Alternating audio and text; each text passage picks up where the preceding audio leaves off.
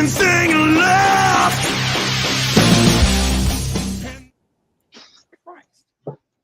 Oh, hi. Hello. What's up, everybody? So, guys, sorry we're late because I am the timekeeper and we started talking about music and I didn't get a chance to tell Sid to start the show. It's my fault. I'm taking responsibility for it. I apologize. Hi. You are forgiven. You are forgiven. Don't worry.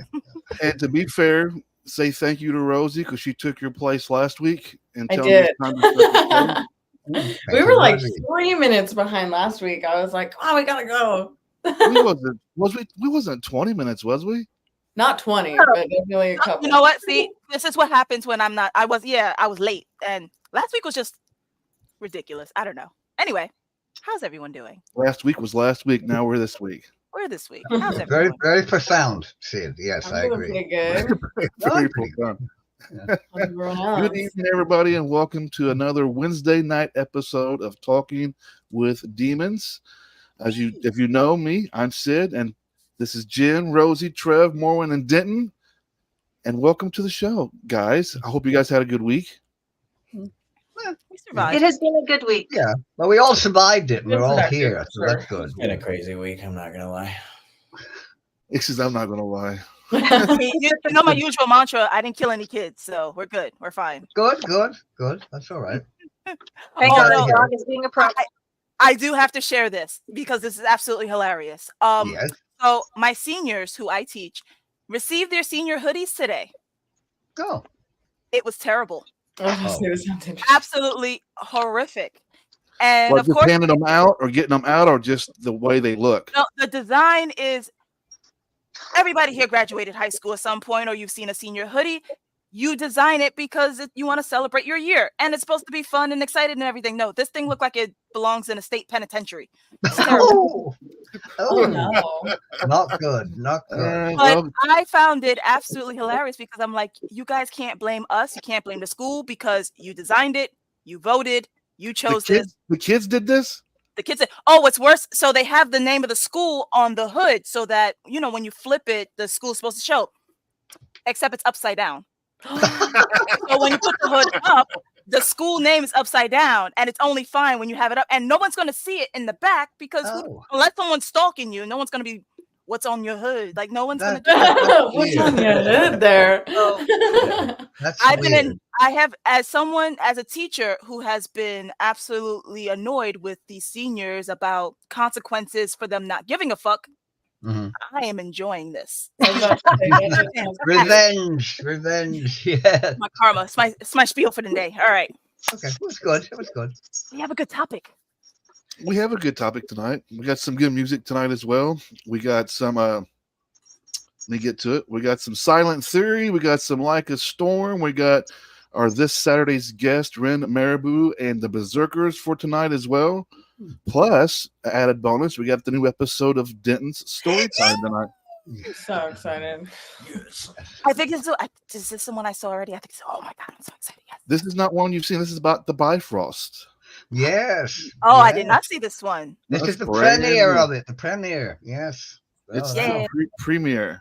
Yeah, Before we get to all of that into the show tonight, which is that we're talking about stereotypes and lookalikes. And it's one of those shows tonight where nobody really knows what I'm even going to fucking ask or do. They're just like, should we go over notes here? I'm like, fuck no, we're not going over notes. What notes? What notes? But let's say hello to everybody who's tuning in tonight. There's quite a few people coming in saying hi. Good evening to the Norris Fox Creations. Our sponsors! Our sponsors, that's right. We got Tanya on here. How are you doing, Tanya? Diane, good evening. Tanya, check your messages. Miss Flowers. I still didn't. Can you pronounce the first name? One day we'll get it. I think it's Fjorn. Like it's like Sjor, and then like the FN messes me up. Oh, sure. It's like Sjof or Sion. I think I don't know. Sean. Yeah. Sean? Sure. We're all gonna get it. Not too sure on that one, actually. Me either. I gave up on it. I just call her Miss Flowers. All right. That'll do. Hey, Scott. What's going on, Scott? Hello, Jenna, everyone. another one of our sponsors of that Magic from Moonlight. Woo! Sponsors. Good evening to you, Mary Beth, the lead Mary Beth. center of them all. Oh, sinners, yeah. We got that's Josh Oh, on the Josh. North Stock Creation. Good evening to you, Josh. Hello, all. Let me try to get some. Hello, hello. Tanya's asking who designed that. Well, the kids did. Yeah, the kids They did. did. I'm gonna send it to you right now, Tanya. You're gonna laugh. Look, it's I'll Jim. post it. Hey, Jim. Hi, Jim. The host, co-host, or co-host of the Sacred Circle, right? I think I said it right.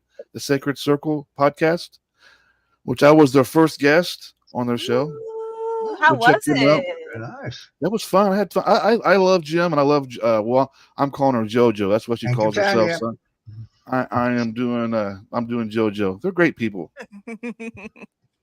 Hello, Pam. How are you doing? Oh, yeah. I figured you were. It's okay. I love you. You're forgiven. But I'm gonna show it to you anyway. Ooh, just making See it when some you're on your break. Romper room experience, huh? Okay. Scott says, "I'm happy to be here in the presence of great Aw, people." we love you, Scott. Oh, well, yes, yes. And Jim, yes, he was. We were honored to have you. Well, I was honored to be on. Pam asked, "How are you all doing?" We are. I can speak for myself. I am doing better. I am doing fantastic. Doing pretty good. No, doing pretty good. That cloud is kind of slowly lifting itself away, and I've been having a little bit more clarity the last few days. And Totally. Good. we was going to have a conversation tonight with Morwen about what it's like to be a Black person in a heathen community. But we kind of decided to go a little bit different than that and watch her eat chicken with You saw me do that, right? I was trying to sneak it in. Damn. you gotta dig a little bit far. You gotta dig a little bit farther than Morwen that. is great. I'd be quite happy to watch Morwen doing anything because she's very entertaining. Denton, stop it. You stop it now. How We are did you live. I'm giving you a compliment. Before Which that, way? it's so Yeah, you're that way. Yes, you're that way. Yes. Not in front of the guests. Oh no, don't worry. I won't Uh-oh. tell them. I won't tell them anything about us, dear. I'm going to leave this conversation. Oh, Them two have a little bit of privacy. Say nothing, Hang on a say second. nothing. Right. I knew he was gonna do that. I knew he was gonna do that. You're right there, Morwen. I think. Yes.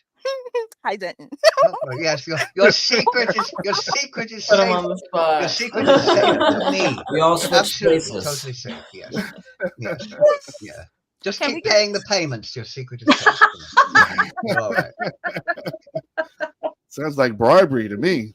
No, I am no, I am just innocent. good advice. Good advice. I am so that's it. innocent. Anyway, Of course you Extortion are. going on around here. Yeah, but what's I a know I'm little tired of paying too, Denton, to be fair. What's a little extortion between Well, we'll friends? start. What do they call it? Where the crew go against the captain on the ship? Mutiny. Mutiny. That's what we're going to do. Mutiny, Mr. Christian. Yes, Charles Lawton said, yes. I feel safe because I'm above Jen. I'll protect you. There you are. There. I'll take you. Not to say, Morwen, you're still the only one that I think that it has mastered that. Yeah, I have not got that. Yes, I still have trouble with where are they? So, yes, It's like the she Brady Bunch. has it. The only, to be fair, I have a slight advantage because I've been doing this the longest with Sid, and I was doing this with JM. So whenever they would do it, and we would constantly be switching. So now I know. It's a learned skill. Very confusing. It's a gift. It was hard, but I've been doing it for 4 years, and I still don't get it right. it's okay. It's one of those things. Learn by doing. Just you'll figure it out. After 4 years, I haven't figured it out yet. I'm fucked. Sid, we've established that you are a very special and adorable leader. It's okay. You're fine. Absolutely. I'm definitely special. I'll give you that. We Yes. we know. You make a great leader. You make a great leader. Guys, he's a cult leader. All hail. Yes, the cult Here leader. we Yes, go. I like that. Yes. So tonight we're talking about stereotypes and lookalikes. In our community, I have noticed kind of when I took my little bit of a break and I was kind of mentally kind of trying to figure things out in my life, I started figuring some things out a little bit as well the last few days, which is the stereotyping. I've constantly asked myself, why is it that I don't fit in with groups like tribes and this and that or covens? And I think a lot of it's got to do with the stereotype. I don't want to be labeled a certain title. I don't want to be a let's say witch. I don't want to be set as just a heathen. I want to be just me. And a lot of that's got to do with the stereotyping that we do in a pagan community or even in society as well. We stereotype everything. Like for instance, Trev being in the music that he is, there's a certain stereotype that musicians have to look. Let's say Trev's got to have that long hair because that fits the stereotype of being a rocker, right? Yeah. Just like there we go. Perfect example. I think that the society in general, though, is so craving labels that we almost end up stereotyping ourselves subconsciously and then putting ourselves in a box based off of society's imprinting almost. Yep, it is imprinting. Yes. We Yeah. allow I feel imprinting so much to be of that. upon ourselves, and we allow others to imprint on us, and then we change ourselves, and then we lose ourselves easily, and it just. I mean, the reason why we have labels in the first place is all about classifying everything around us. I mean, that's going back down to why do we have names in the first place? Like, why do we even have our own personal names? It's so that we can identify this self. But the issue is when it's with we got a ghetto. We got a ghetto. Ghetto. Yes. Okay, we're gonna talk later why ghetto. There's a reason why I am glad that we're talking about this, and it's actually going to tie back into something that you and I talked about earlier, Sid. But I believe that, when we're trying to classify things, that's the whole purpose of a label. But when you don't understand what you're trying to classify and you change the definition of the thing, then the labels they're not necessary. But the stereotype thing, I mean, it is so common. It comes into everything. I mean, well, like here in Ireland, the stereotype would be that Irishmen are positively swimming in the Guinness, and that cirrhosis of the liver would be the next. Where's your that cup? stereotype though? Which it isn't. No, I'm not on the Guinness. That's coffee. But I mean, you have this kind of well, Germans all go around in shorts and a funny hat with a bit of goat hair stuck on the side. Gay people all go around with a limp wrist here and some boas and things. There are all these Englishmen are either gobblongy cockneys or they're ever so posh with a monocle stuck in their eye. This generation, ridiculous. Really. This generation coming though has even gotten to the point of stereotyping diagnoses and stereotyping certain behaviors into self-diagnosing themselves with things because stereotypes and the need to label ourselves it has become so strong though. Yes. We do. We sit here and we talk about society puts these stereotypes on us, right? Society does that, and then on the other end, in the pagan community, we bitch about being stereotyped, but yet we stereotype ourselves. We are living the life of what society has stereotyped us as. You're asking, how is that, Sid? Well, let me explain. Ooh, When you look at a picture back in the day of a witch, what did they have? Black a hat. pointy hat. And a broom and a black cat and a black cat. Yes. Here And a little big today, cauldron with. and why did they do that? They tagged them as being evil people. They're devil worshippers. They're this and that. Whatever cause or reason that they gave us that image. If you look farther back into time and history, they had the big noses, the warts. They made them absolutely just hideous. Yeah. And here we are in a witchcraft community, a pagan community that celebrates that.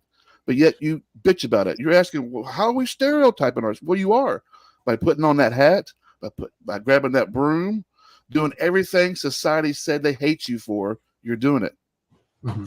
Yeah, Whatever happened to society where we can be able to be original, be ourselves without having to live by that image.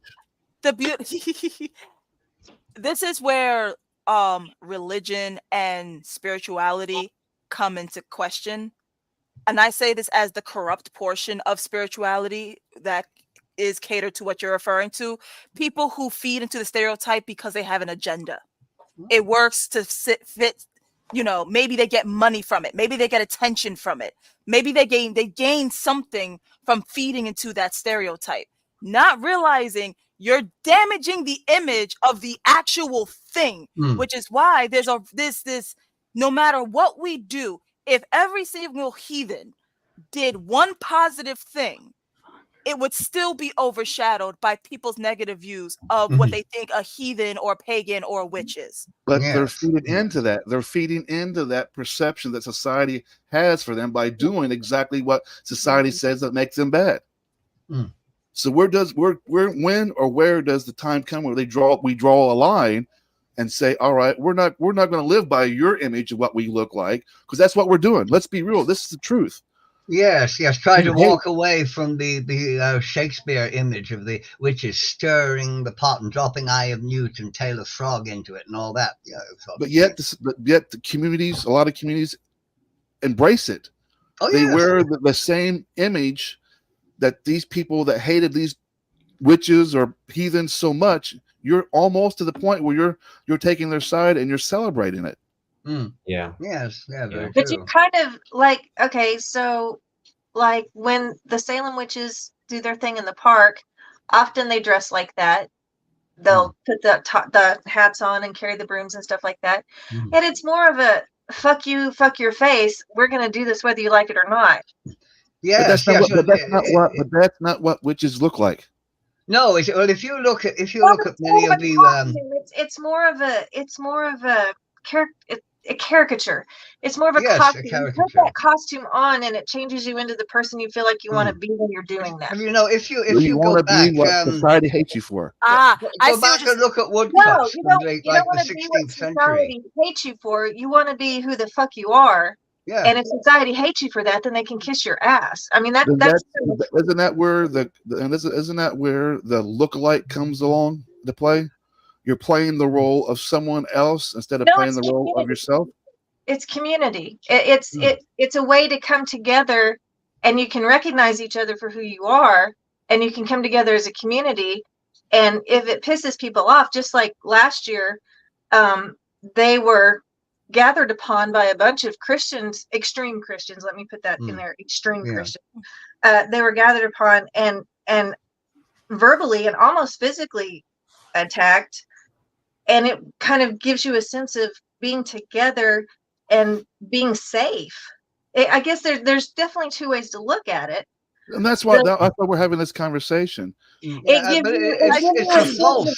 It's a false image, because if you go back to like the 16th, 17th century, you look at a lot of the woodcuts from like the Witchfinder General and that.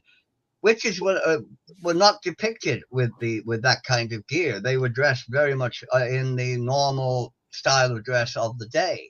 You know, this kind of pointy hat, broom, and cat thing really didn't really exist then. They weren't seen that way. They were judged as being witches because of what they did, not the way they looked. You know, all that pointy hat stuff sort of came along later. The witches who were burnt or dunked in water or whatever, in any of the contemporary pictures, you will see are dressed in the fashion of the time. Yeah, they were just dressed like normal people. They were just dressed like normal people. So, I mean, at the end of the day, everything that you see, whether in a character, there's always going to be an origin to it that is obviously taken out of context. That's the whole purpose of taking it out of context, to spin it in a negative way so that you can disband it or dispute it or do whatever the fuck you do with this thing. But it's the idea of what you're doing is you are undercutting the actual. So like the whole idea of the pointy hat and anything. Not many people realize that the reason why the pointy hat is a thing is because that was actually the uniform. Jim's right there. Jim's absolutely right. Yes, and there's always going to be some form of a racist conduct. Racism has been the thing since humans realized we come in fucking different colors.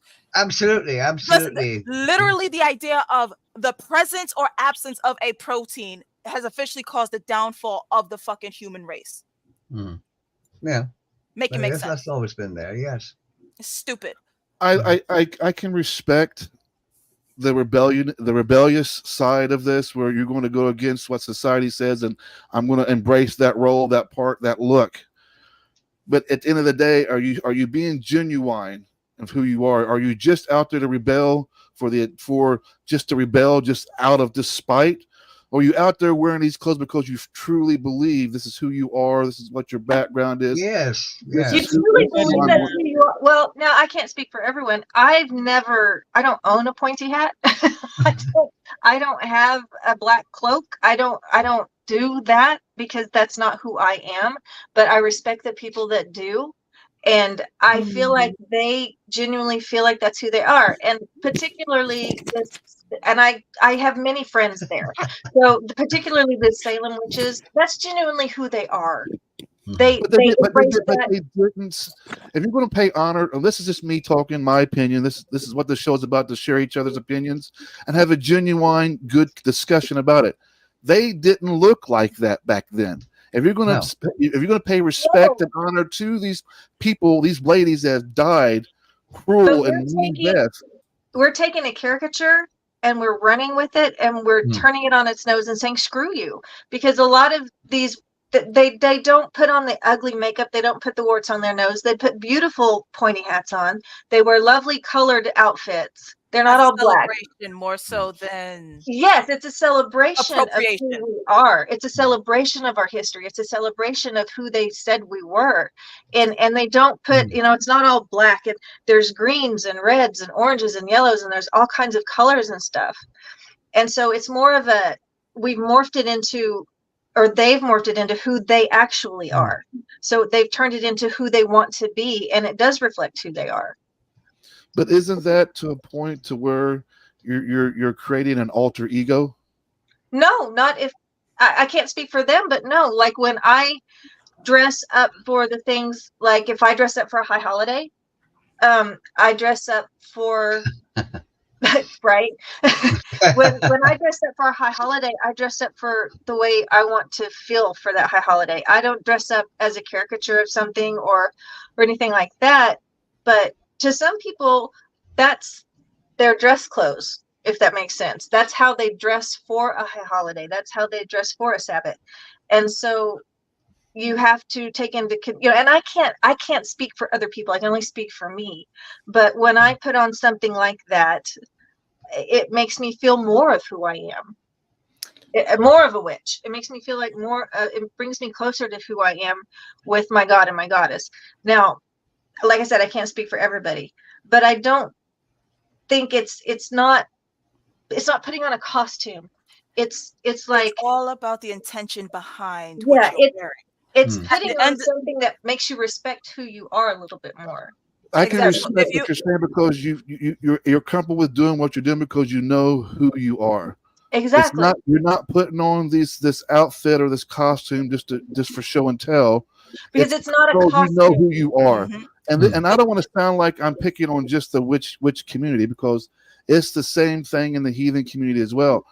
As much as I love the culture, I love what they do, there's still that part where if you don't look the part, you're not the part. And that's where I've come a lot of trouble with. Go ahead, Rosie. I want to bring a certain perspective shift, or I feel like we're talking about this, but we're missing a really big piece of the puzzle here. And I bring this perspective as actually the youngest person here. I'm 23. I am. But I was the generation that was fed stereotypes with a spoon. And I genuinely mean like so brainwashed. I think I was born in 2000 and MySpace came out, around that time. And then social media became bigger and bigger and bigger and bigger. So by the time Facebook really came out, I think I was and started becoming popular, I was 7 or 8. And oh my God, that is a really malleable time in development for children. It's very impressionable. And now we have, there we go. You can ask Trevor, in the 3 years I've been with him, I've gone through so many different phases of myself, trying to find myself, trying to break away every single stereotype that was forced into my head from being this tall, or I'm sitting on the floor, but this tall. And that is a huge factor now, because no matter what age you are now, everybody's got a little pocket in there, has a little computer in their pocket. And with this little computer in their pocket that listens to everything you say, even if it's something, even if you talk about something that you're not even genuinely like really involved in, it'll take that and it'll throw an algorithm to you. And people around my age, they see trends. We saw this with COVID when COVID hit and everybody went into, you know, their isolation, their quarantines. We saw a huge uplift in this spiritual community because it became a trend to be a witch. It became a trend to do spiritual practices. And there was a lot of misinformation, but as talking about clothing wise and how to genuinely express yourself, there was none of that. And I still don't think that people my age or anybody 30 and below really will ever know who they are because we never had a chance. We never had the chance to find who we are without. And that's why we're having this show and this discussion right now for that same exact reason. And so essentially what you're saying, Rosie, is your identity is based off of how many likes you get. What's the trend of the day? Not mine personally, but it is a personally. huge thing. This influencer fucking era Yeah, that we're and that's the thing. It's like your persona is based off of what is the current identity cookie cutter of the day. It was, and that's and I teacher, so I see this like you see it. I see this so much. Yeah. It's actually sad because my job as a mentor is to try to break that cycle of saying and to try and push these children in their own directions, in their own paths, and give them an authentic version of their self. And but I'm only one voice. I don't think we ever have the chance. No, and there's the main thing. It truly is social media and the whole misinformation and honestly, instant gratification. Think about it. Think about it. If we went viral tomorrow, all of us would just like nothing could touch us. We would be in the greatest of all moods. If That we would went be so viral tomorrow. confused. Yes, and there was a comment. There was a comment there a little while ago that everybody on the panel was actually wearing black except me. So I thought I'd blend in and now. All wearing black. Isn't that wonderful? Wearing black, baby. No, to be fair, we all just so happen to look very hot wearing black. That's just it. No, thank you very much. Yes. I mean, if it happens, we all wear black at the same time. We just look sexy doing it. You know what? We're going to take a quick music break. Yeah, we need to. Our heads are getting too big, I think. Yes. We're going to come back and have this discussion about stereotypes and lookalikes, and we're going to answer this question when we come back as well. Because I answer it right now. She says, Jenna asked, let's answer it as a group here. Mm-hmm. I'm going to give my response first. I guess my question is why would I need to blend in? For people to accept me? I guess I don't need it. Someone will always stereotype no matter what. I say it's not about. It'll be a never-ending cycle. And it's wait. Sid said he wanted to answer first. Let him answer first. It's not about blending in. It's about accepting who you are as a person, not your belief, not your path. Are you okay with who you are? It's not about blending in. You're not trying to blend in anything. Anybody can put a pointy hat on. Anybody can put a cape on. Anybody can walk around with a broom. But are you being your authentic self? Are you doing it because you want to blend in? No, you don't want that. Do you want people to accept you? Everybody wants somebody to accept you. Everybody wants that acceptance. I'm guilty of that myself, and that's been a lot of my problem the last few weeks. Because I feel like I'm not like everybody else, and my views are becoming more different than everybody else's. And I realize it's becoming stereotyping myself. Rosie? Yeah, good point. Good point. I was lucky enough to be raised by a woman who at least always, like, even though I was being very heavily influenced by my peers and by social media, my mom did do certain things that kept me grounded in who I was. And so I never felt like there were times in my life where I got sad if I didn't fit in school or whatever, but I also had that thought of like, even if they don't accept me, I'm happy with myself no matter what. And it, like you just said, Sid, it is about, are you happy with yourself? And when I think about the way people dress and people want to stereotype the way people dress and look on the outside, I broke away from that. This is funny. I actually broke away from that by telling myself I am in my own game. I am my own avatar in my own game, and I can dress how I want, and I can dress my avatar however I want, and I can do the things that I want to do. And as weird and new age as that might sound, I started breaking away by putting myself in my own persona of like, I'm just playing my own video game in everyday life. Like, leave behind all of the outside stuff. You get funneled in all of the time and figure out where you want to go just from you. You get force fed all of these things, all of these different things all the time. Even if you talk into your phone and I said something about cooking, it'll pop up a bunch of things about cooking, you know, like our little kids and stuff. They watch their Disney movies and then, you know, they see the pretty girl stereotyped as the princess and, you know, then they want to be the princess. And all of these things get fed to us all of the time. But the more that happens, the less time we have to sit with ourselves and genuinely ask that question of who are we without all of that. I agree with you, Mary Beth. I saw your thing. I've accepted not fitting in. I feel comfortable here. I've learned to be happy here. Yeah, me too. Denton, you want to add? Let's take a quick break. Oh, I thought we was all going to finish. Oh, but yeah, sorry. Do a quick tune. Yeah. Can we just quickly finish, Denton? Yeah, You wanna add? yeah. I forgot. Well, yes, I mean, if you're doing something because that's you, that makes you happy, and that's fine. But if you're doing it because, oh, well, they won't like me if I'm not wearing this, you know, no, I mean, you're just buying into what they like, not what you like, you know, and I think that is ridiculous. But I have noticed there are groups, you know, be they Orthodox or Odinist or whatever they want to call themselves, or Latter-day Vikings, you know, where, well, if you don't dress like this, if you don't wear this, if you don't say skull every 5 minutes or something and tell people that you're going to Valhalla, which you're not, because you're not going to die with a sword in your hand these days, but, you know, then you're not one of us if you don't dress like that. And I think that does tend to be a little bit ridiculous. I mean, it's not the army. You don't all have to be wearing the same thing. Yeah. Jenn? Not who you are. Absolutely. Not that I would ever conform, of course, to anything like that, ever. Not you, Jen. No, not me. No. Jenn? I don't think people need to want to fit in, but society makes it so that you desperately want to fit in.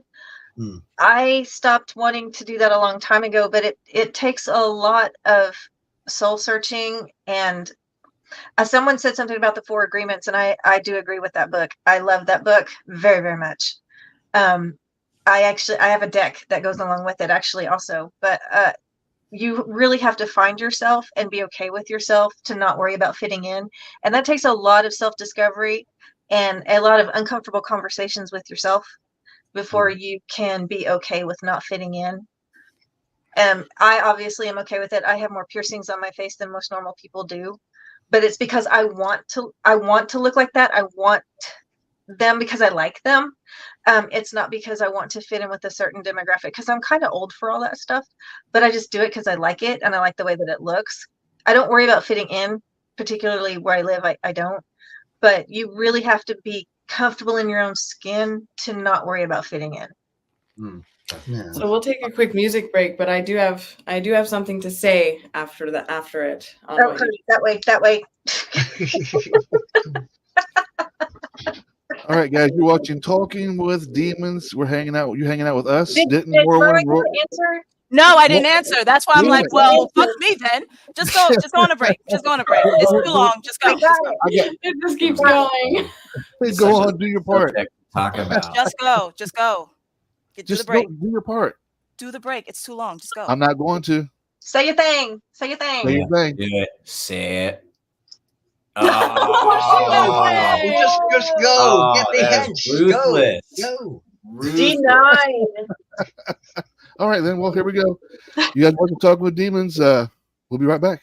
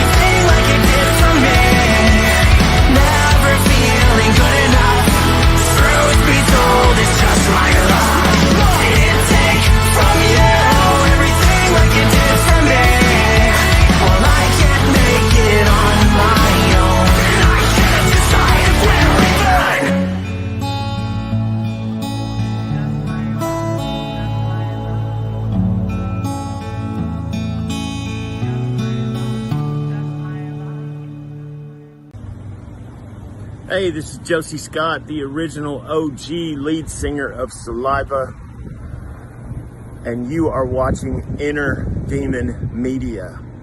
Release your inner demons. We all have demons. We just don't try to hide them.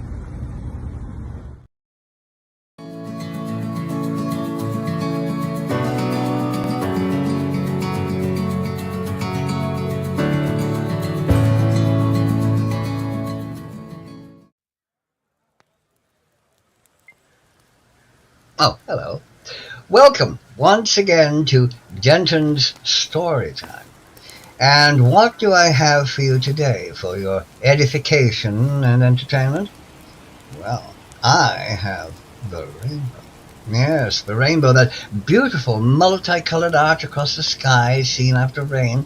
Well, it really puzzled early humans. Oh, yes, it really bugged them, trying to figure out what it was. I mean, how it got up there and why it didn't fall down. There wasn't anything holding it up. It was just hanging there.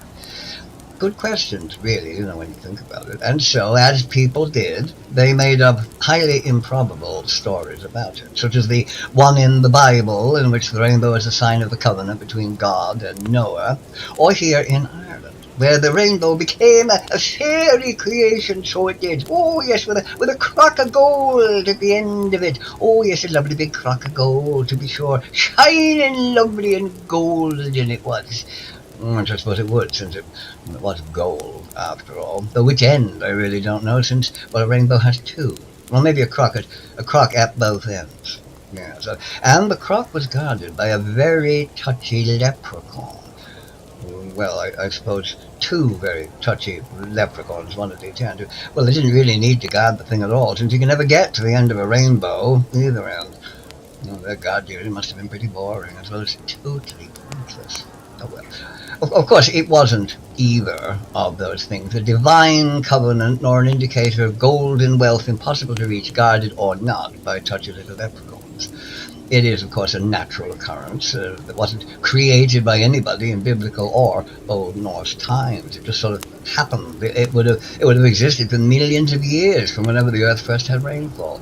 Well, there wouldn't have been anybody around to see it, nor indeed any leprechauns, touchy or not, to unnecessarily guard it from all the people who didn't exist yet.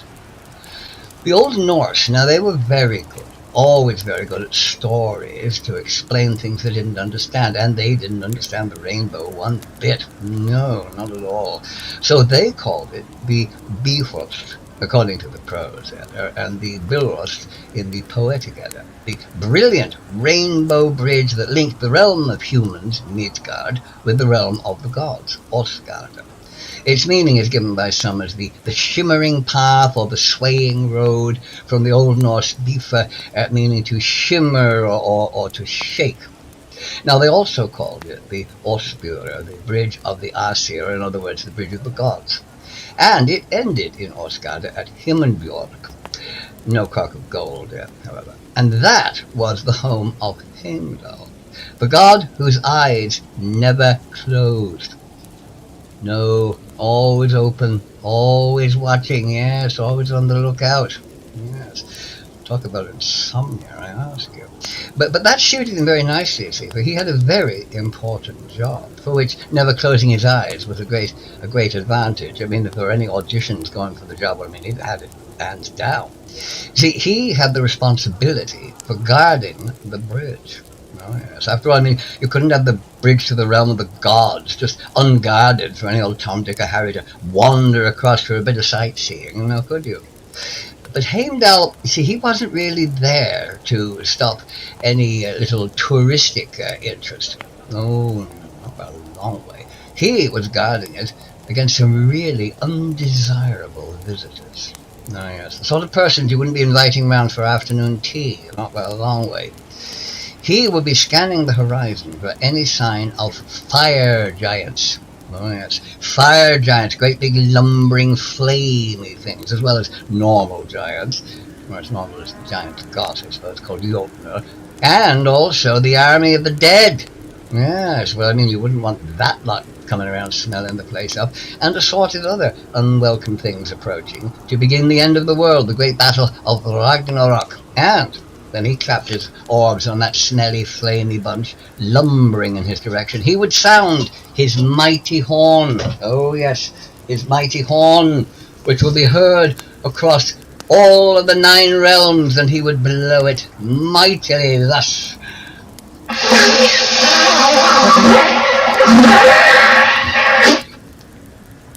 Well, at least if he blew it a bit harder than I did. I've just got more puff in him than I do. Here we go again.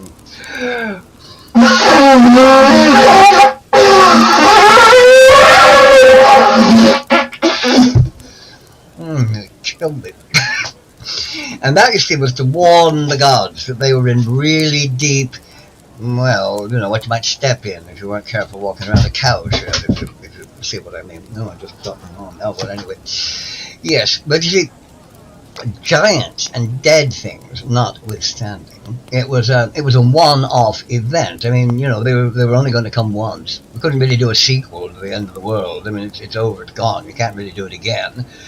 You know, so it was a very handy job. You know, Ragnarok probably wouldn't happen for years. If it did, he'd only have to blow the horn once. And he was working from home, as we'd say today. Plus, he had a plentiful supply of mead as a sort of, well, alcoholic fringe benefit, you might say. Odin, in fact, mentions how the Warder of Heaven does the good mead gladly drink. Well, I'm sure he did drink it very gladly indeed, since he wasn't paying for it.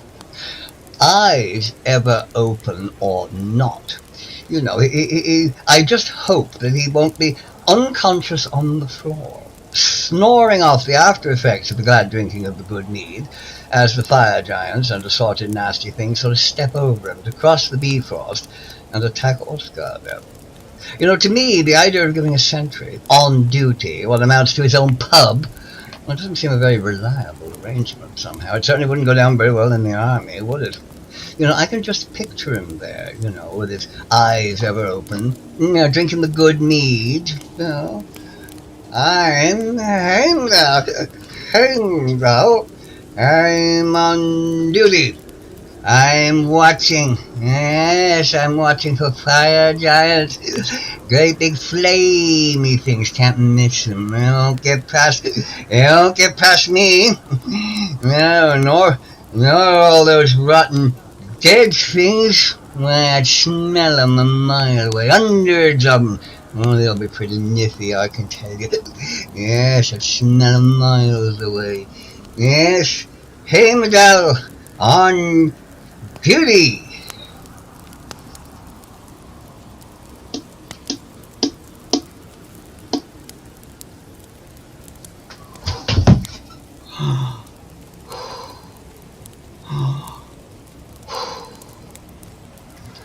Yes. Personally speaking, if I were Odin, I'd be a lot more confident if Heimdall became a teetotaler. Yes. Anyway, until the next time, I shall say goodbye for now, and I hope you enjoyed the video. Goodbye for now.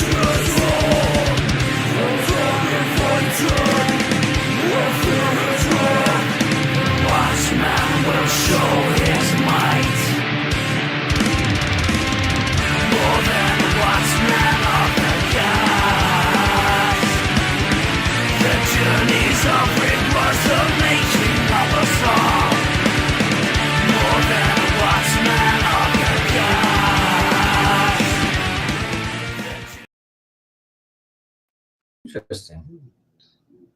It was very interesting. Welcome back, everybody. Talking with Demons. Hey. That was a good story time, Denton. I loved it. Thank you. Thank So you. did I. I loved it even more Your when you horn blowing skills are very impressive. That's what I was getting ready to say next, Rosie. Sorry. No, she said it so well. No, hold on. Wherever she, there she is up there. There she is up there. I got it. Yeah. Jim wants to say thank you. That was wonderful, Denton. Oh, thank you very much, Jim. Yes. Well, I Diane knew it was said, wonderful, but thanks for telling me. I'm glad you agree with me. love it when you step into character, Denton. Oh, thank you very much. Thank you very much. So nice when other people agree with my own opinion. It's amazing. So, Rosie, you said you had something to say? Yeah, I I'm trying not wanted to get to anymore. spin off of what Jen was saying. And in this talk that we've been having, we keep using the word stereotypes and fitting in. And I'm realizing I think everyone wants to fit in, but it's not about fitting in. It's the wrong word for it. As humans, we have a need for community that we don't have anymore. So of course we want to fit in. And so I think all of us sitting here saying, well, we don't really want to fit in. Oh, I'm okay with not fitting in. I think that's the wrong thing for us to be saying. I think you're right. Fit in, but we want to fit in with our people and being authentic to ourselves, the way that you speak about, Sid. Are you happy with yourself? Are you wearing the clothes that you are expressing yourself in, that you feel most confident in, that you can walk out of the house and be like, no, this is me? And when you step into that energy and when you step into that vibration, that community naturally comes to you because it's what you attract. And yeah, we kind of want to find our tribe. You want to find a tribe. Yes. You want to find your tribe. For literally all of human history, except for maybe the last 100 or so years, we've always been in communities, villages, tribes, all over the world, big or small. Well, I mean, I guess in different parts of history, in different parts of the world, they did separate at different parts of the world because, society evolved in different parts of the world at higher rates. But like I said, within the last 100 or so years, society has grown separate, and they've done it on purpose. But I think that we do all want to fit in, but it's the wrong term. We don't want to fit in. We don't want people who aren't our tribe to accept us blindly and willingly just because we want to. We want a community, and us as humans naturally crave that need for community and connection. I agree. We don't want to fit in general. We want to fit in with the people that we fit in with. Yes. We want to find our tribe. And when you do, it's really amazing when you can find people that you can actually communicate with and you can trust, and you can have like-minded ideas and conversations with. And you're not going to agree with everyone all of the time. That would be weird. No. And you don't want to. That would be no fun. Boring. You want to have it'd be boring. And you want to have conversations and dialogues and differences of opinion and interesting going back and forth perspectives and point of views and learn from each other and grow. But you definitely want to find your tribe of people that you can be comfortable with. And that help and accelerate that growth and support that growth within you, not tear you down for wanting to be a certain way. Exactly. Or for, a certain. That is an excellent way to put it. Yeah. So, Morwen, let me ask you a question. Just for you, Morwen. We wanted to have, the original talk was for you to have this show dedicated to you about what it's like being an African American in a heathen community. Have you noticed any kind of stereotypes within the heathen community that makes it kind of hard for you to gel? I don't know if that's the right word or not. So much. Well, tell us a little bit about it.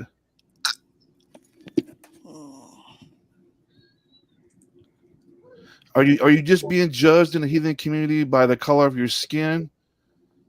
Is there a racial aspect to it behind it? Maybe like a heritage aspect as Because I know well. there's heathen out there that if I'm you're not pure choosing blood. I'm choosing my words carefully. That's why I'm not speaking. It's not so much a racial thing as a difference of culture. There is a difference, and I hope I don't have to explain to the people out there the difference in what I'm trying to say. I get what you're trying to say. So I am essentially an alien in this particular spirituality because I'm brand new to it. I'm learning, and I'm learning from everybody around me.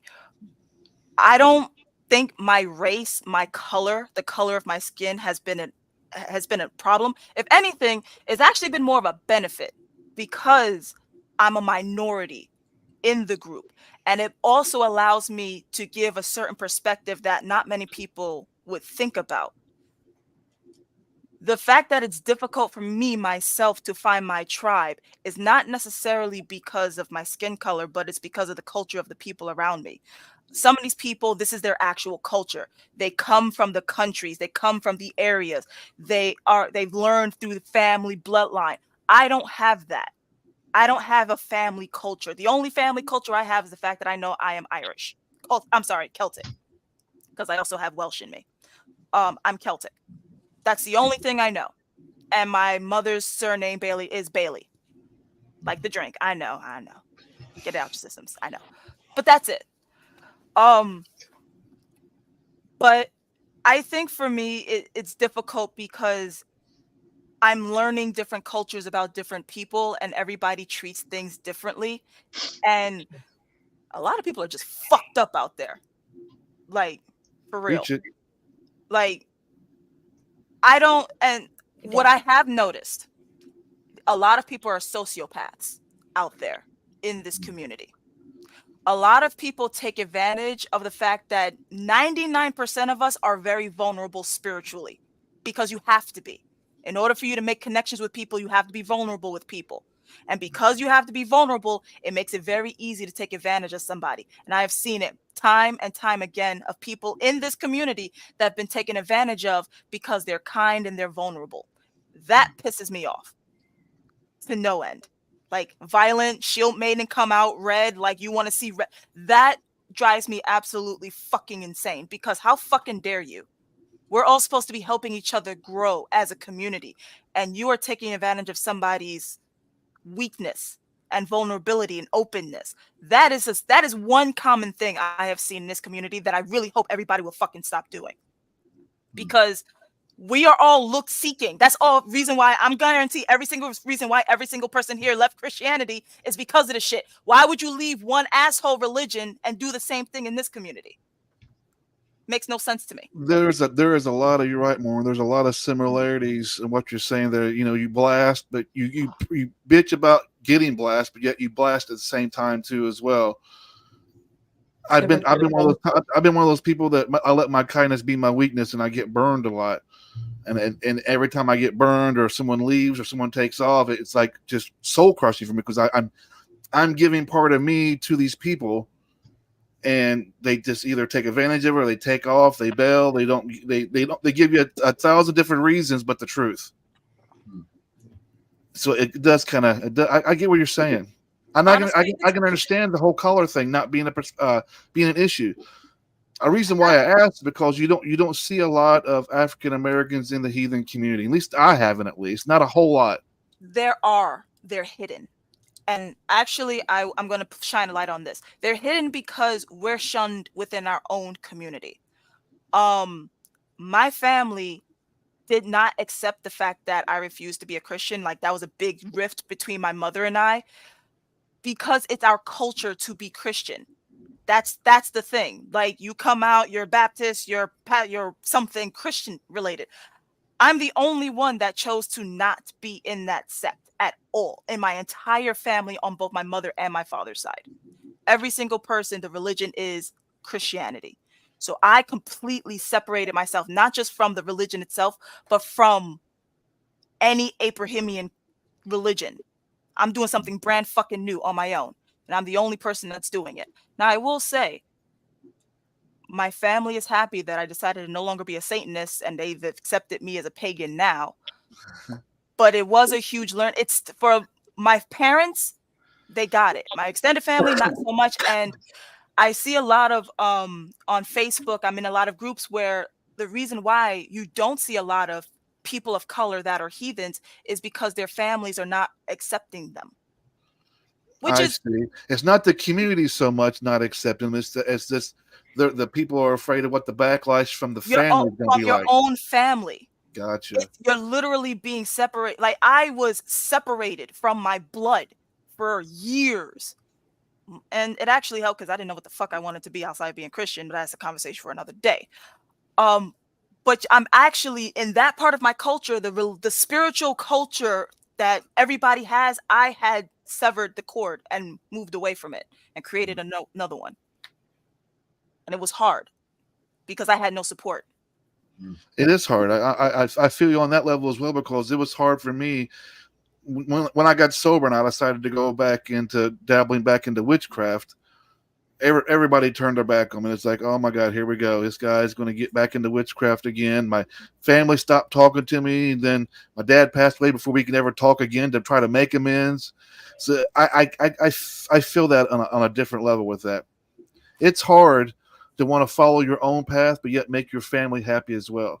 You're not going to have both. It's going to be one or the other. It's a lonely path, and it's a huge bitter pill to swallow.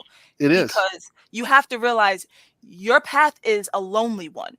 And whether or not your family, like, I got lucky with the fact that my parents came around to this. When I say lucky, like lucky, I'm very surprised the fact that my dad asked for runes, that my mother has algis in her house next to her crucifix. Don't ask. But the fact that I have paganism in both my homes is a big deal for me. That is huge. But yeah. I know a lot of people don't have that luxury, and I don't have this with a lot of my extended family still don't understand. They refuse to accept it. And I'm just like, well, we were never close to begin with. So deuces. Because honestly, I'm the type of person where if we were never close, then I don't give a fuck if we don't share the connection. And I'm the only true people I'm connected to in this world are my parents. So they're the only opinions that matter to me. Fuck everybody else. I love y'all, but fuck everybody else. So, but that's because I chose to keep my circle small. I know a lot of people come from big communities, big families where you were raised by a village. So the fact that you are isolated from your village, when your village shuns you, there is no other feeling of negativity than having a whole village shun you just because you feel different. It's there, and it's I know tough. a lot of people. I know a lot of people because that's where you have to. Now you're venturing out in the world by yourself, where everything's against you, and you gotta either survive or die. Thank you for sharing with us, Morwen. Yeah, it's hard. So if people ever go through that struggle, trust me, I've been through.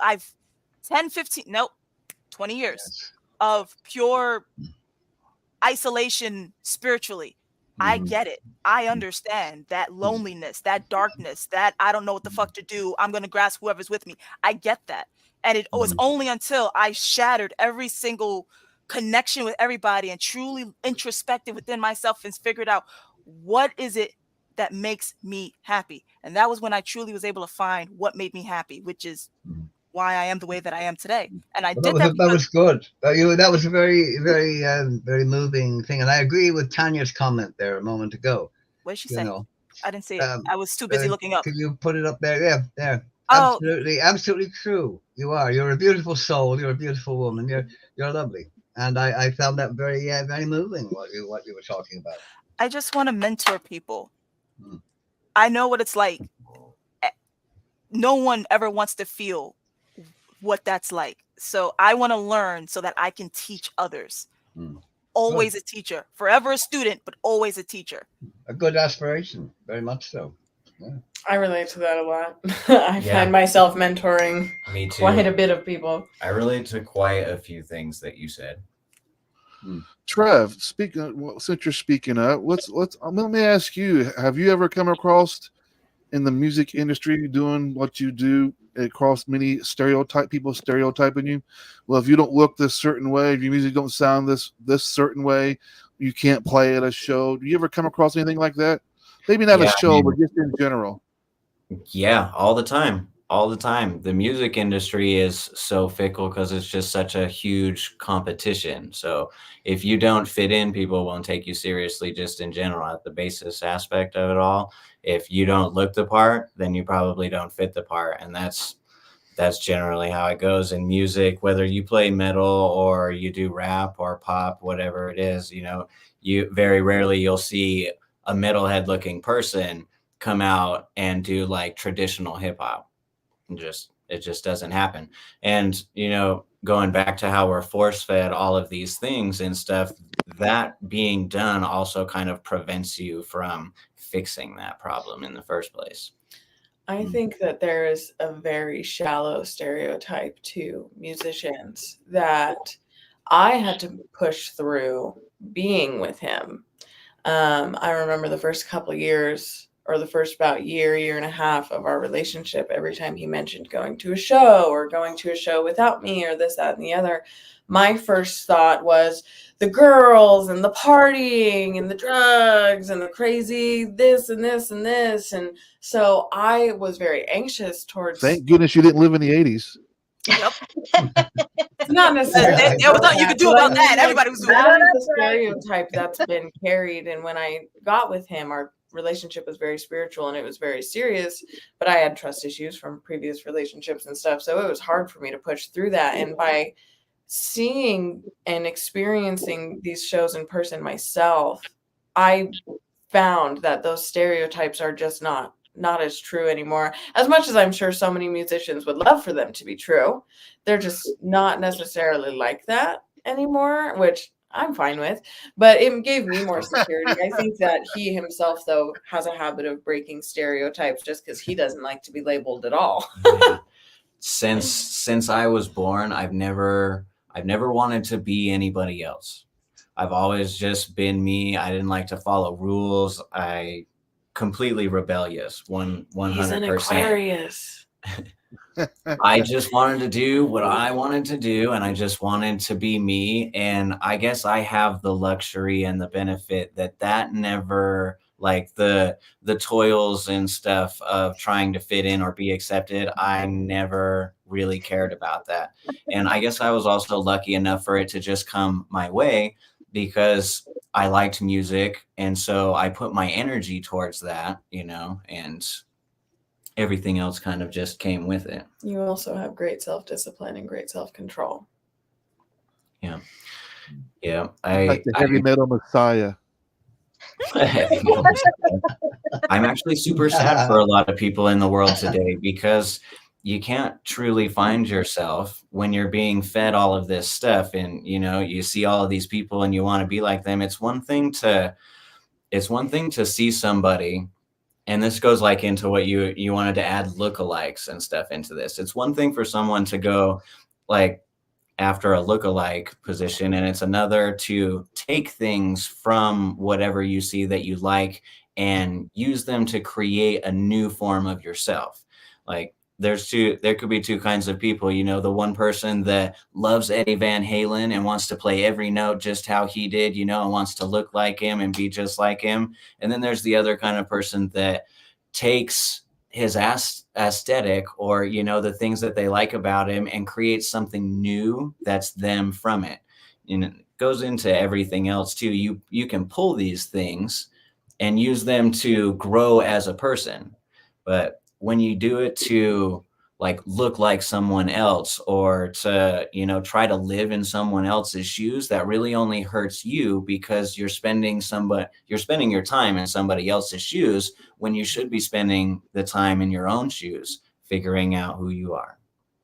And that's where true happiness comes from. You spend all of your time chasing down a direction that's not you. You will eventually hit a point where you don't know who you are. I think with a lot of things that we were forced fed into us, you have to reach a point where you have to realize I'm brainwashed and I don't like that. So I'm I gonna hit that 3 years ago, and I was like, "Oh and you're just no!" and you're just gonna undo all of that stuff, because once you get rid of the excess fluff that is, then you could be like, oh, now I know why I was so depressed, because I was trying to be with people that weren't supposed to be with, or I was doing things that weren't supposed to be with me, or I'm like, I realized when I cut all the bullshit and just focused on myself, I said, oh, when we're happy when silence is around. That's when the light really comes out. And then you start actually from that, every perspective, your life perspective changes. And then you start seeing things the way you should have seen it. And unfortunately, it took you hitting a brick wall and life being life for you to get to this point. But you know what? Whatever doesn't kill you makes you stronger. And you can use those life lessons to help build that shield so that nobody fucks with you again. Mm-hmm. Yeah. I think that it's a huge self-discovery thing to be able to go through all of those different phases and accepting that maybe this isn't who I am forever, but this is who I am right now, whether it is whether you were influenced from a trend or not, because the more you experiment with yourself and, things you may or may not like, or people that you may or may not like to be around, you do really start finding yourself more and more and more through those experiences. And you can look back and be like, yeah, I did that first in a time, but it just wasn't me. And then I moved on. And that is something that I think that people should really give themselves the liberty to do, because like we said at the beginning of this conversation, people have the habit of labeling themselves and then feeling like they have to stick with that label because they labeled themselves and they put themselves in that box. But when you allow yourself to be like, you know what, I really like this for this amount for like right now, maybe I'll be like this forever. Maybe I won't, but I guess we'll just have to see. And then when that phase is over, if it is a phase, you can look at yourself in the mirror freely and be like, okay, well, it wasn't me, and then move on. And I think experimentation and having that open-mindedness and forgiveness to yourself is very important in breaking stereotypes and breaking away from that.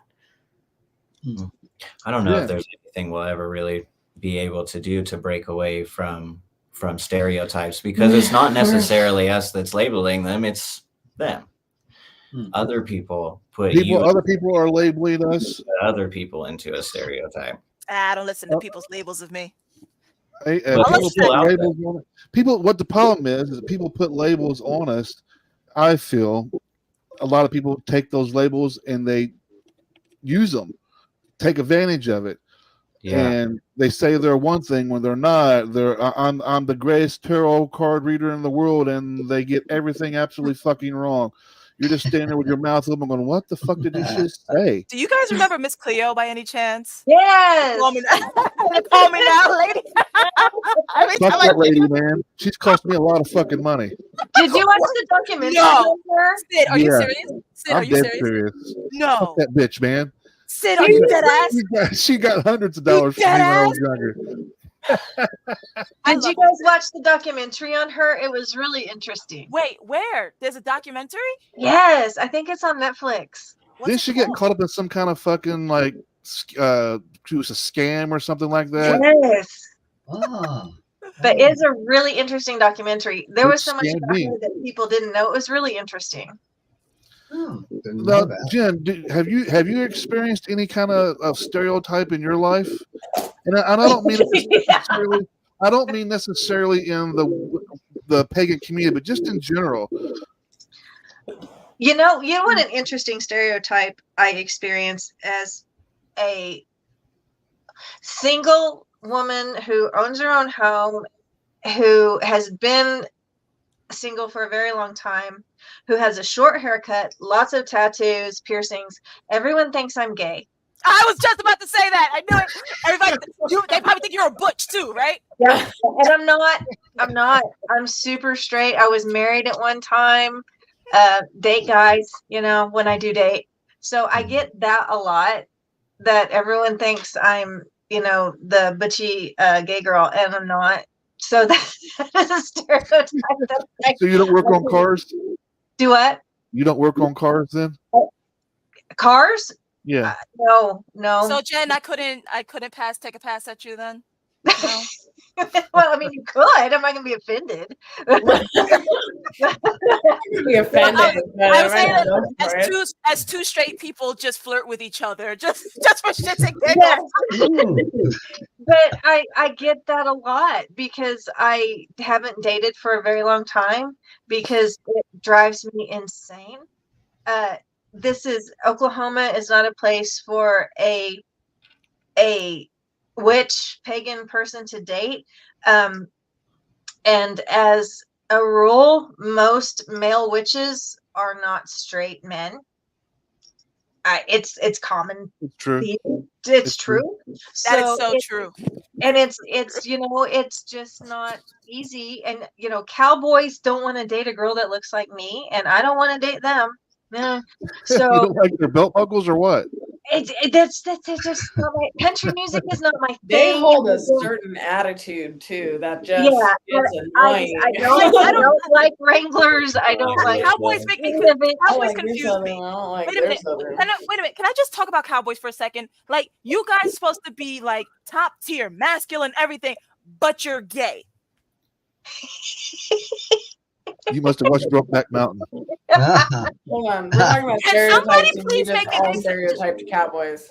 It's just We sure did. that is one stereotype. I just had to say. I'm like, Human nature. Human that is one stereotype that I seem to be unable to escape no matter what I do. And even if I don't know if I need to grow my hair out, which I don't want to. I don't like it long, so I shouldn't have to. No, yeah. And I really, quite frankly, don't give a shit because it doesn't offend me if people think I'm gay. I don't give a fuck. Just get a pair of fucking Levi's, some ashless chaps, and a belt buckle. You'll fit right in. I grew up on a farm. I don't want to look like that. I just, I don't care. It doesn't offend me. It doesn't matter to me, if I really cared, I would look more feminine. I wouldn't have all the tattoos and things. And, the tattoos I have are horror icons. It's not like they're girly, pretty flowers and shit like that. Well, how do you walk? You kind of walk like you lift weights or something? No, I don't.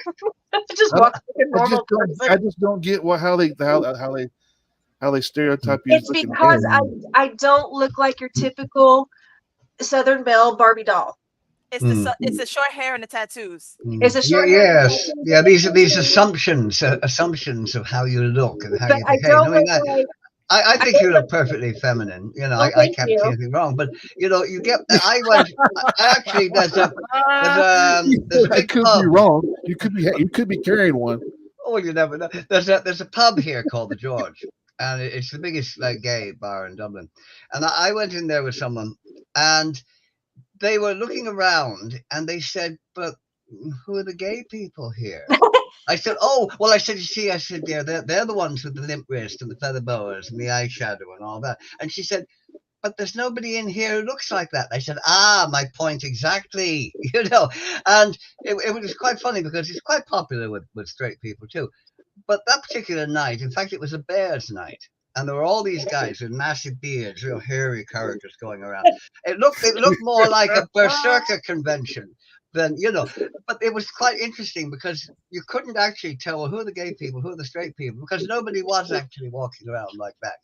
I thought they made quite a point, but the person I was with was surprised. They said, "Well, I thought I'd be able to see the queer people. They'd stand out because they'd say, 'Oh, hello, Ducky.'" I said, "Yeah, that's a stereotype." But well, around here, all of the women are very feminine. They have the long blonde hair. Oh, yeah. They have, they wear the sparkly rhinestone looking shit. Yeah. The Scarlett O'Hara Southern Belle kind of thing. Yeah. And that is not me. That has never been me, and it will never be me. Mm-hmm. So I just got sick thinking of that. Oh, I'm sorry. You're all right, Morwen. I'm nauseous. I think we should play some more music. What do you guys think? So. I need some music medicine. I know we're going over with the show, but I kind of figured a while back that this show can't be contained within an hour.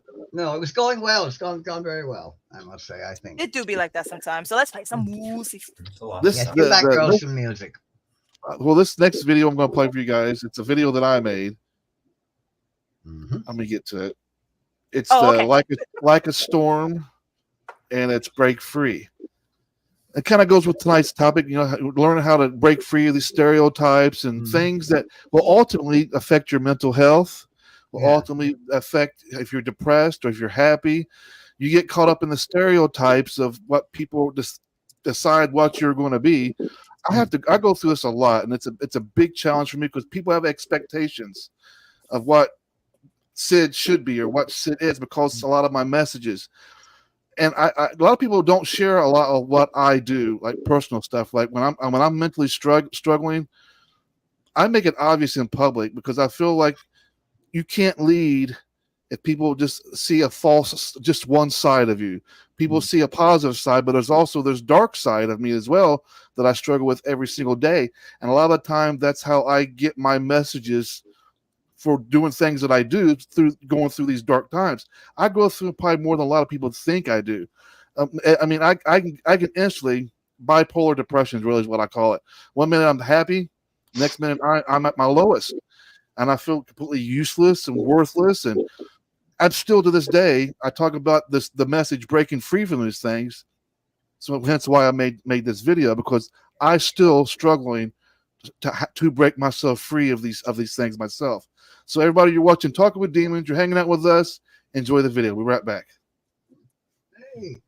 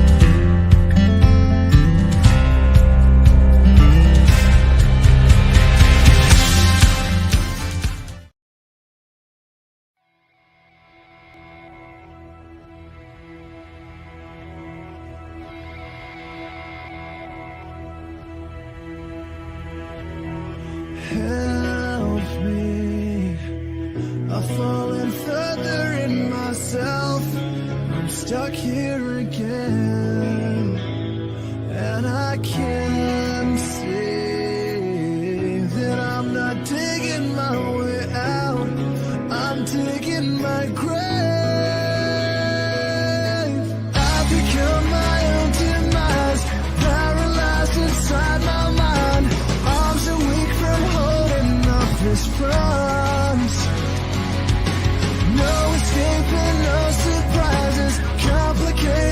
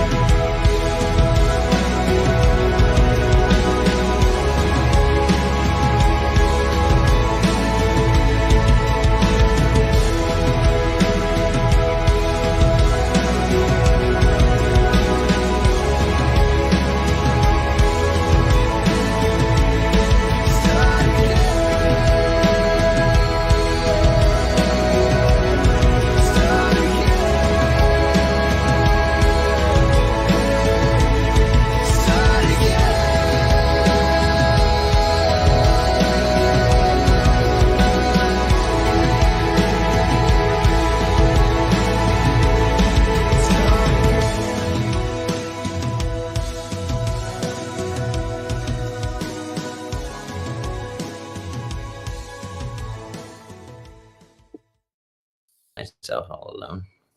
Welcome back, everybody. Hello. That was Hi. great. That was a great video. That was a good video. Yes, very well Yeah. done.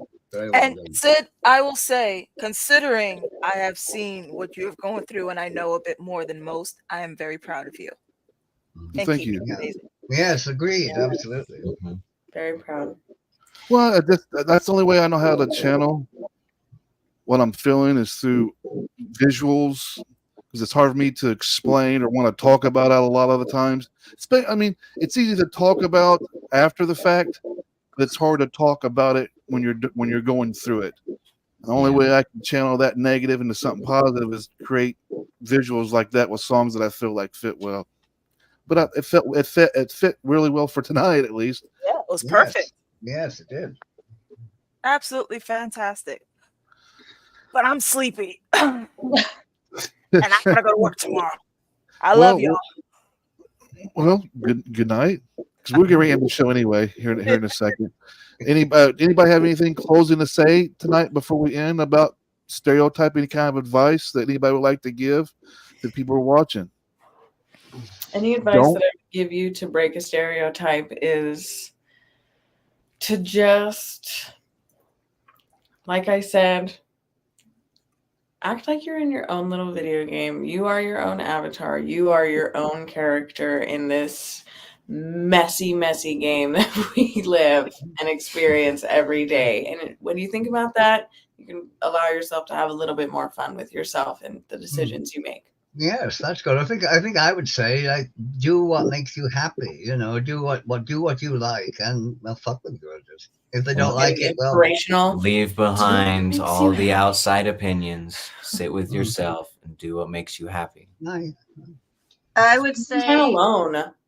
I don't worry about breaking the stereotype. I just do whatever the fuck I want to do. Absolutely, yes. Very Exactly. good.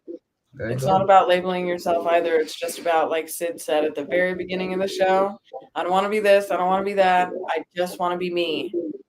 Other people's opinions of you are none of your business. Yeah, none of your business. Doesn't matter. They don't know you as well as you know you, and they never will. As much as you want them to, and as much as you want to fight for who you are, Yeah. stick up for yourself in certain situations, it doesn't fucking matter, because most of the time people are just projecting how they feel about themselves. Exactly. It Yeah. can be hard to do it, but it's worth it. I believe Yes. the I wise. always figure if they're talking about me, they're leaving someone else alone. That's one way to look at it. What would you get ready to say, Morwen? To be yourself is all that you can do. Yeah. Boom. Know the song, you're the real MVP. But that's all you can really do. Just be yourself. Listen, time is too short. We're all gonna die. So live life the way you want to live. Stop judging other people, because you ain't shit either. Just live and let live. Exactly. Yeah. Yeah. Nobody, there's no teacher, there's no leader out there that can tell you how your life is going to be. You've lived it. It's your story. You own it and keep moving forward. Sometimes it's not easy. Some days you'll have some great days. Some will be some shitty days. Just keep moving forward, doing what you do. Don't worry about what other people think you should be. You just be what you want to be. End of the day, that's where you're going to find your happiness. It's not what other people tell you. People can tell you you're doing great things 100,000 times. Unless you feel that you're doing something great, none of that matters. It's like telling someone who's an addict that you need to stop, but that addict's not ready to stop yet. None of that matters unless you're ready to take that leap and do move forward in your life. The stereotyping, it's always going to be around. Just make sure you try your best not to stereotype others if you don't like it yourself.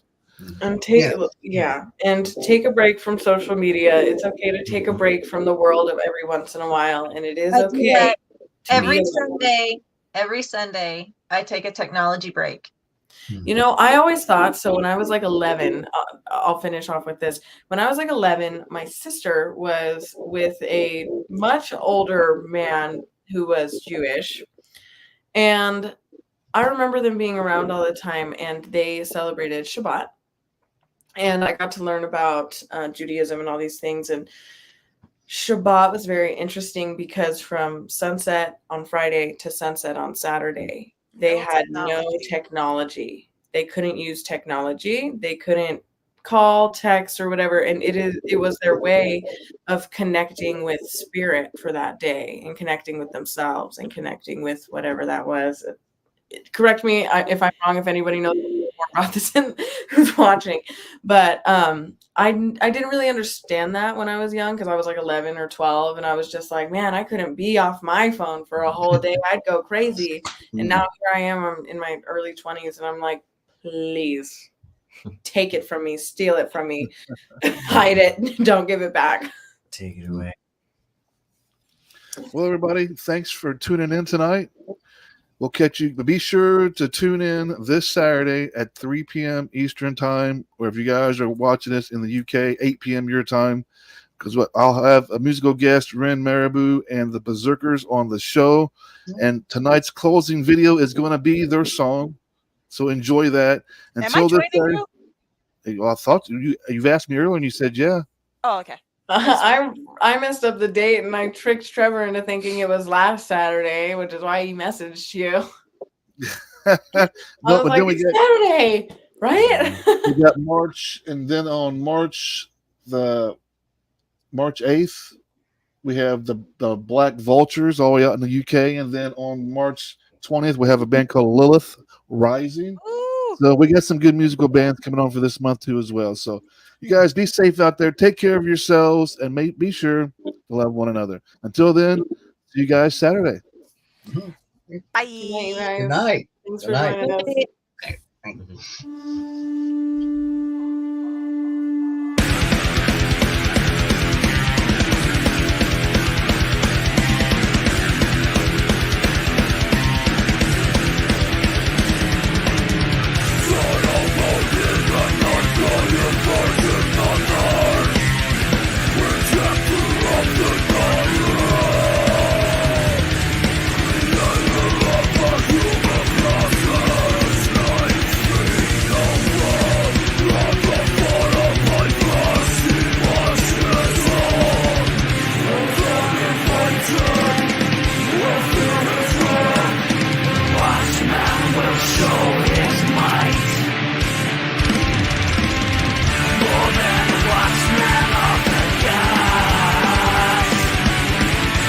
Journeys of